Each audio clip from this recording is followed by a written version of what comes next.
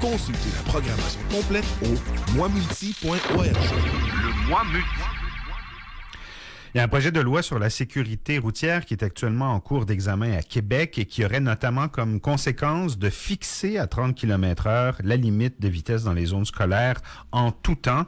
Ça fait pas l'affaire de la Ville de Québec qui, elle, demande plus d'autonomie en matière de sécurité routière et qui veut conserver des vitesses variables dans les zones scolaires. Et cette position-là, elle ne fait pas l'affaire d'un collectif de parents qui s'appelle Pas une mort de plus. On jase avec la co-porte-parole et la cofondatrice de ce groupe-là, Annie Mathieu. Madame Mathieu, bonjour. Bonjour. Alors, parlons d'abord du projet de loi. Vous suivez, j'imagine, son développement, son cheminement à l'Assemblée nationale. Qu'est-ce qui vous plaît dans ce projet-là? Mais d'abord et avant tout, là, peut-être juste mentionner d'où provient ce projet de loi. C'est que l'an passé, au mois de décembre, donc on se souvient malheureusement du décès de la petite Maria à Montréal, qui est décédée en se rendant à l'école.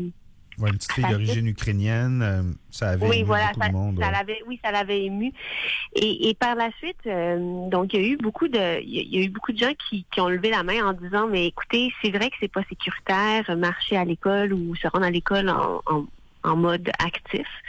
Et suite à cette manifestation de désaccord où en fait il y a eu un élan de solidarité et aussi d'indignation face à ça, et plein d'écoles au Québec se sont regroupées et ont manifesté communément pour réclamer davantage de sécurité en zone scolaire. La ministre Guilbeault, à l'époque, au début, avait dit oui, on va augmenter le nombre de radars, mais par la suite, s'est rendu compte qu'effectivement, il y avait quelque chose là qu'elle pouvait faire. Donc, dans son projet de loi qu'elle a déposé à la rentrée scolaire, elle a accédé à une des revendications qui était celle d'avoir un 30 km/h dans les zones scolaires en tout temps. Donc, ce projet de loi-là, elle en a annoncé les couleurs à l'automne et à la rentrée scolaire, pardon. Puis, il y a eu des audiences la semaine dernière et les différents organismes municipalités pouvaient déposer des mémoires. Or, la Ville de Québec, selon ce que Le Soleil rapporte ce matin, la Ville de Québec serait la seule qui aurait dit qu'elle ne souhaite pas, n'est pas en faveur d'avoir le 30 km/h en tout temps dans les zones scolaires. Parce que ce qu'on dit, c'est qu'elle aimerait ça avoir le pouvoir de légiférer selon le contexte. Ouais. Alors non, effectivement, ça ne fait pas notre affaire, nous les parents qui avons milité pour cette mesure-là, pour de nombreuses raisons. D'abord, M. Lachance évoque dans l'article de ce matin que il n'y a eu aucun décès dans les zones scolaires depuis 2 ans, décès ou accident. Ça, c'est vraiment pas un argument qui se fait, parce que ce qu'on sait, c'est que les enfants qui ont des accidents, ce n'est jamais dans la zone scolaire, ou c'est très peu dans la zone scolaire, parce que la zone scolaire, elle est minuscule. C'est 50 mètres environ. Donc, comme disait un ami, le panneau de la zone scolaire est pratiquement accroché après l'école. Donc, quelque chose comme 90% des accidents se produisent sur le chemin de l'école. Donc, déjà dire ça, c'est dire rien. Puis ensuite de ça, il faut se rappeler aussi que oui, l'école, il y a les heures d'ouverture, de fermeture, puis on voit beaucoup d'enfants circuler, mais les écoles sont également des milieux de vie. Faut pas oublier. Je prends l'exemple de l'école des Berges à Québec. Nous, il y a un grand parc, il y a une piscine. Les enfants, on les voit, ils circulent en tout temps. Et donc, de pas savoir comme automobiliste quand est l'école, quand il y a le camp, etc., c'est mélangeant. Si, par exemple, le 30 était appliqué en tout temps, il n'y aurait aucune question à se poser. On approche une école, on ralentit, point final. Oui, c'est important de bien situer le débat, là, parce que actuellement, dans la majorité des endroits, quand on circule en voiture, qu'on arrive dans une zone scolaire, la limite est abaissée à 30 pendant les heures de cours essentiellement, ou en tout cas dans les heures de la journée où il est susceptible d'y avoir des enfants. D'ailleurs, quand on conduit, il y a toujours une espèce de gymnastique mentale qui est obligée de s'activer devant un panneau parce qu'on se dit, bon, déjà, est-ce qu'on est un jour de semaine? Si oui, est-ce qu'on est à peu près dans les heures d'école?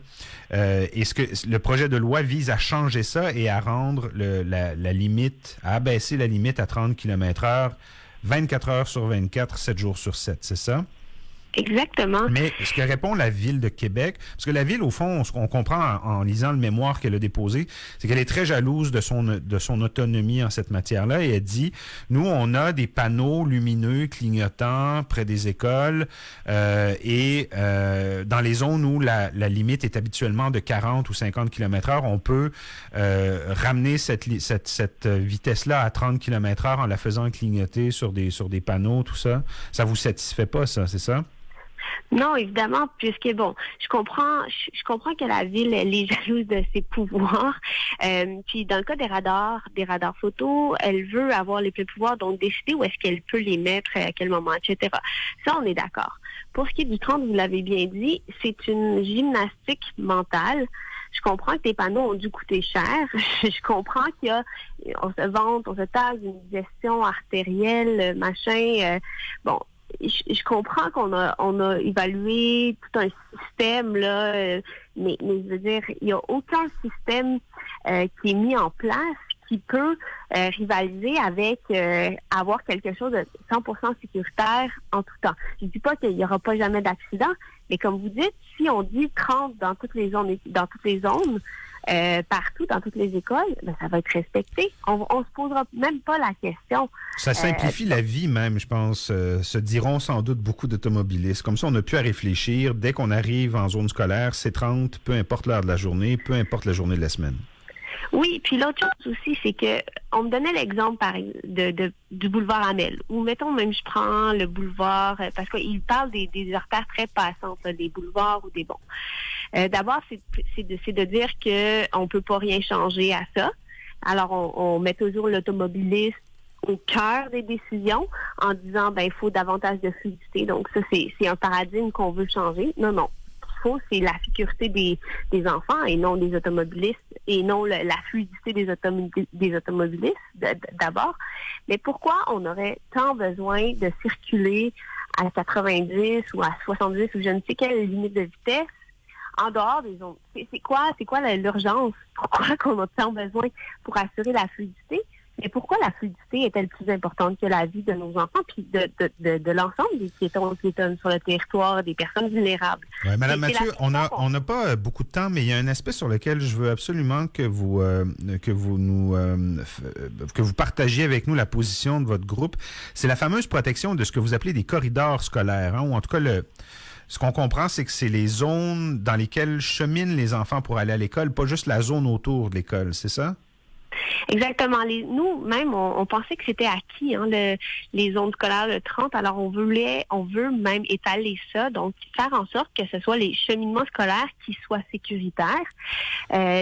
Définissez un peu pour nous ce que c'est le cheminement scolaire.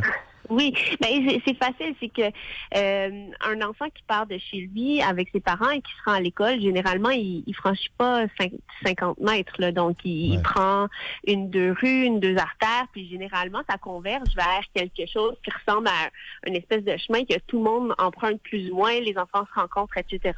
Mais nous, c'est ça qu'on veut qu'il soit sécurisé. Parce que la zone, comme je le disais tantôt, c'est tout petit. Alors, si c'était le cheminement scolaire qui était sécurisé, eh bien, on aurait beaucoup moins d'accidents. Puis, c'est juste pour dire, je sais pas si, en terminant, là, c'est pour dire que la petite Maria, comme je disais, puis l'autre Anaïs qui a été happée dans Port-Neuf il y a 5 ans, elle ne serait pas décédée si le cheminement scolaire avait été sécurisé. Et actuellement, le projet de loi fait en sorte que ça ne règle pas ce problème-là. Donc, mais concrètement, ce que vous voudriez, parce que le cheminement scolaire, en fait, c'est un cercle, c'est un cercle concentrique à partir du centre qu'est l'école, c'est ça? Et vous seriez en faveur de l'idée de baisser la limite à 30 dans un plus grand périmètre, c'est ça? Oui, exactement. Puis ça va dans le même sens que ce que Piétons Québec a déposé comme mémoire la semaine dernière, justement, qui disait qu'il faudrait que partout dans que la limite par défaut soit à 30 km/h. Ça ferait en sorte que les cheminements scolaires seraient respectés.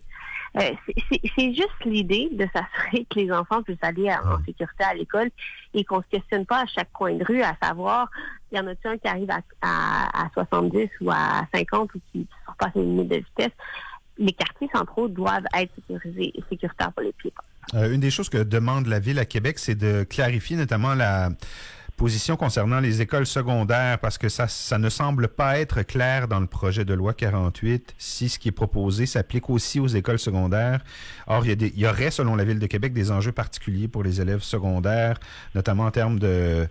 les écoles secondaires sont plus souvent situées le long d'artères ou, par exemple, des routes régionales où la vitesse est souvent de 90. Avez-vous une position là-dessus? Ben, écoutez, que ce soit les écoles secondaires ou primaires, nous, assurément, ce qu'on veut, c'est la sécurité des gens qui se rendent à l'école. Donc, pour nous, ça s'applique. Ouais, exact, voilà. Il y a pas d'enjeu. C'est que, de toute façon, on souhaite que la vitesse soit abaissée.